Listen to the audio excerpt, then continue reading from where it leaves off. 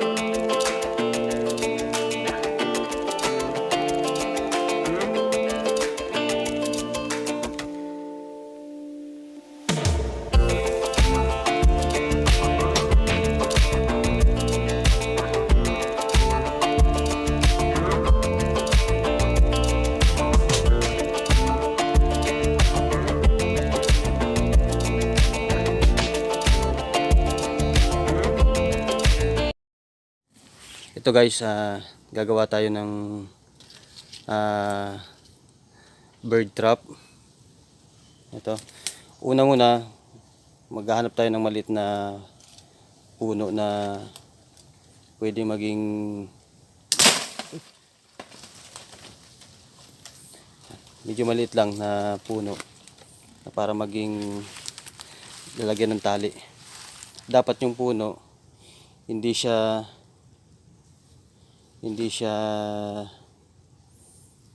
yung tinusok lang, yung buhay mismo siya. Tatanggalin mo siya ng sang, tapos lalagay mo sa, tapos maglalagay ka ng parang arko. Yan. Pagkagawa mo ng arko, tapos gagawa ka yung yan, may maliit na yung pinaka trigger niya, yung isang stick na maliit na yan, na once na nalaglag yung kahoy na yan na nakabalagbag sa arko, yun, matitrigger siya, masisilo na yung paa ng ibon. Ang ginagawa natin is traditional na bird trap.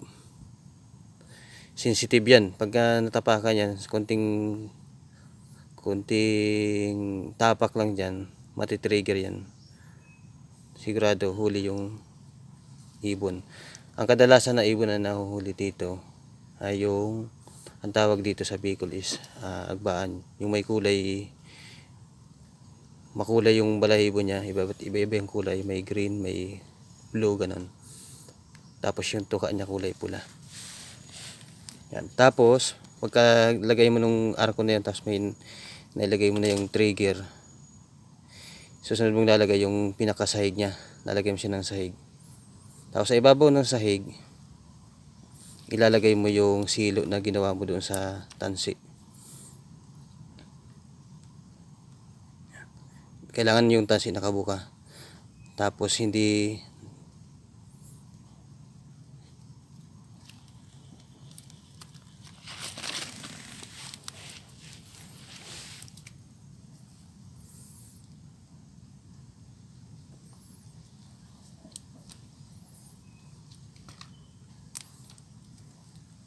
yan. Dapat hindi nakaangat yung tansi niya para paghakbang niya hindi umangat yung tansi.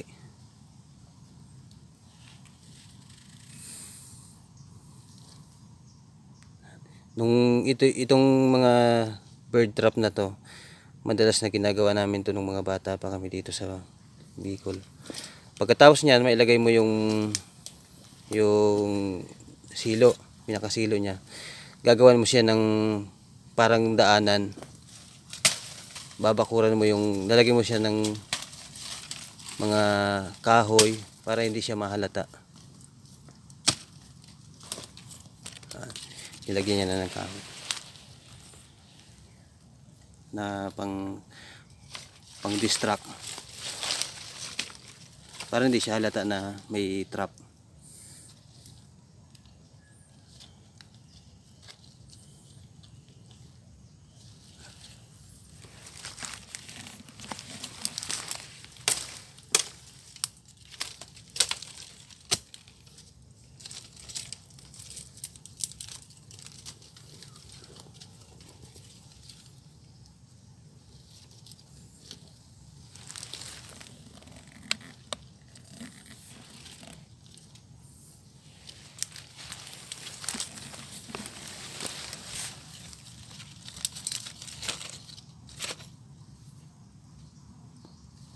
Ayan.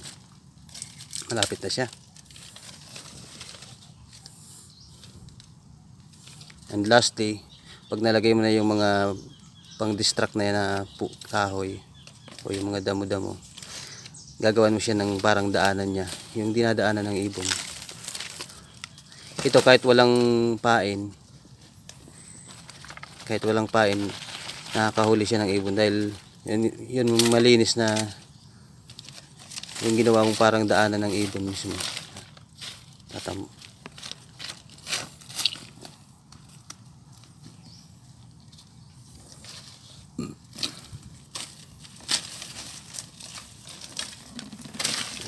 Gagawin mo siya ng lilinisan mo ng konti yung way papunta doon sa trap.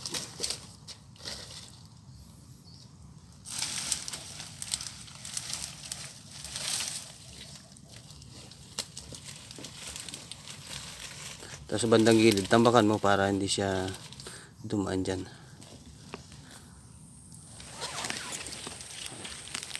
Ready na siya. Tapos ang pandaw nito, siguro mga 2 oras. Babalikan natin itong mga 2 oras.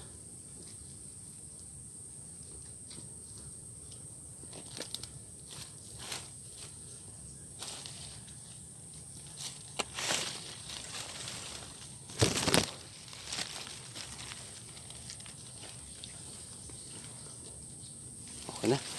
Tapos na siya. Ganun. Okay na siya. Pwede na siyang iwanan. Ito. Latag ulit tayo ng isang bird trap dito sa malapit. Yan. Ginagawa niya na yung arko.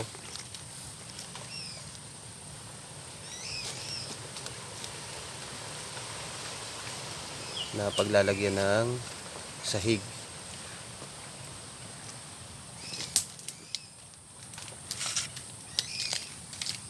Kailangan yung arko mong gagawin dito medyo matibay para hindi nabubunot agad.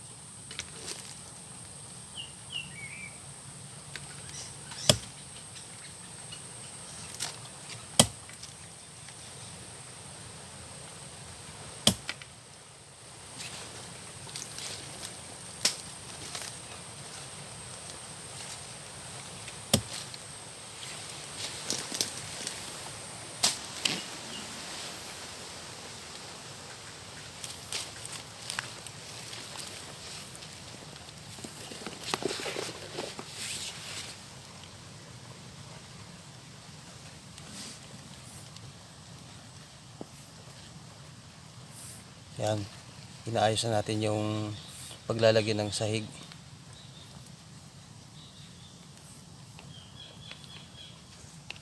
Tapos lalagyan siya ng pang trigger bar.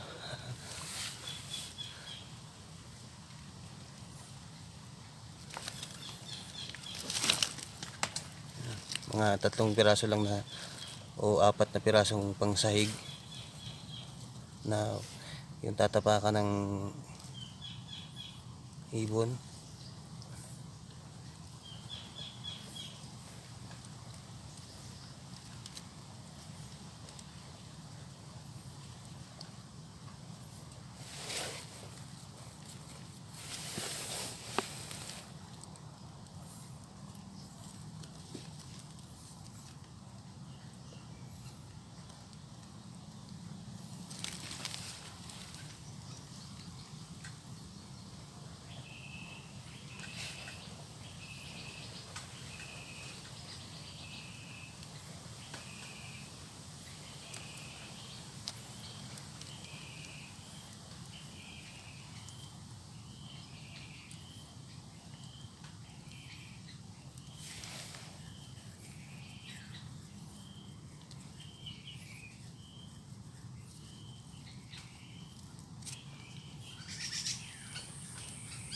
Kailangan maliit lang yung tansi niya para hindi masyadong kita. Tapos yung buka ng silo niya maliit lang dapat.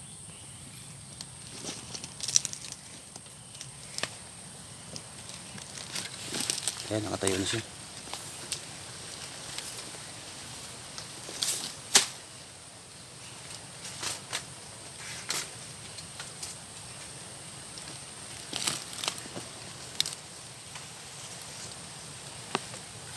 Lagyan natin ng konting bakod pang distract.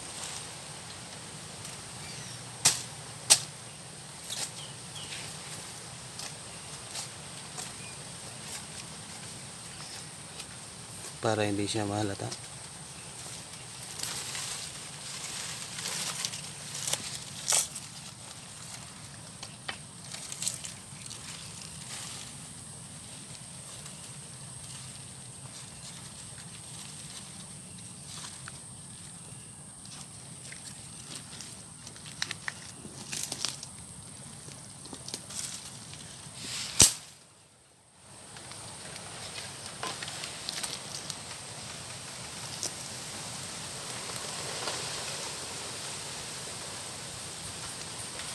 Ayos na yan. Pwede na yan. Gawa naman na ng daan.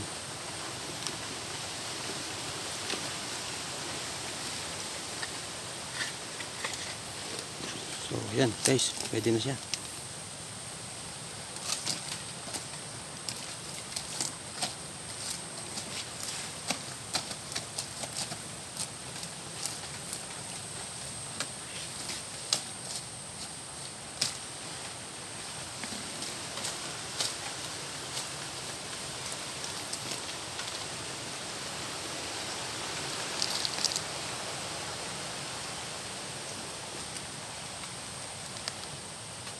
A few moments later.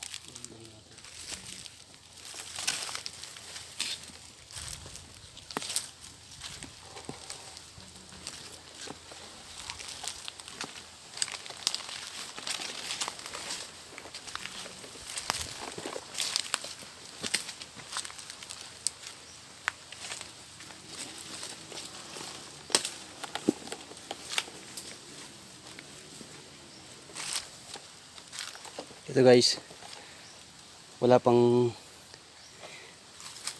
binalikan natin yung ating mga bird trap.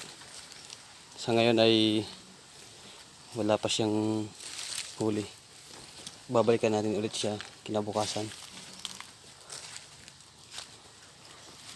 Wala man lang dumaan. Ito. Di pa nagagalaw yung side niya.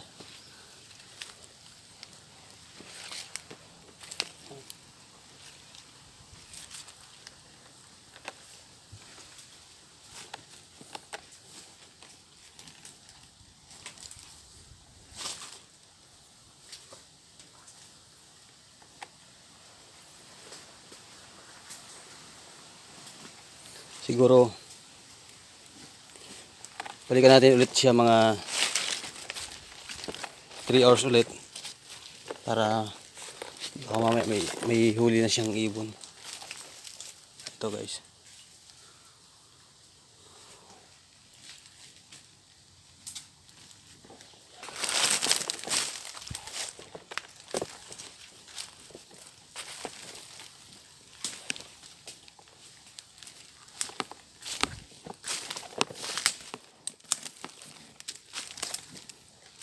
Yun o, walang huli.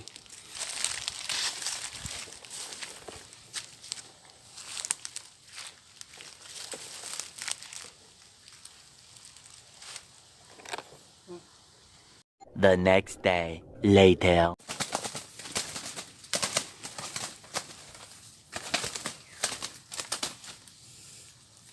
Ito guys, nakikita ka sa camera eh.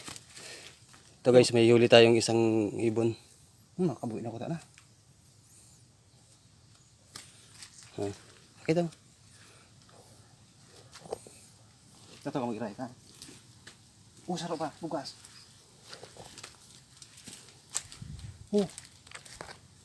Duman uminagi. Uni pa Bugas ba ka? Ay, sarap na, bigon ka ni. Pinalod.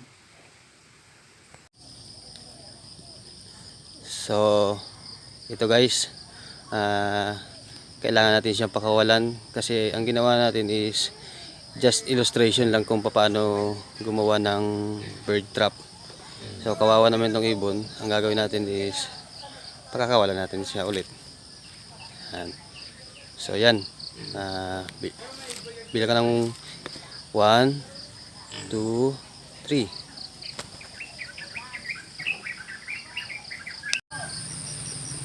Ayun na guys siya sa tuktok ng puno. Ang layo niya na. Paalam na, ibon. So enjoy your life. Ay,